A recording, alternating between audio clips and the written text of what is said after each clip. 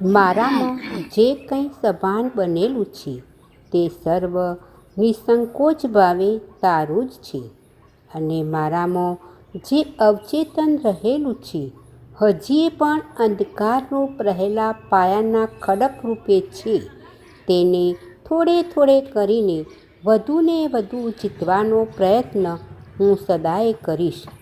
હે દિવ્ય પ્રેમ ગુરુ, શાશ્વત મહાશિક્ષક, તું અમારા જીવનોને દોરી રહ્યું છે. અમે કેવળ તારી અંદર અને કેવળ તારે ખાતર જ જીવન જીવવા ઈચ્છીએ છીએ.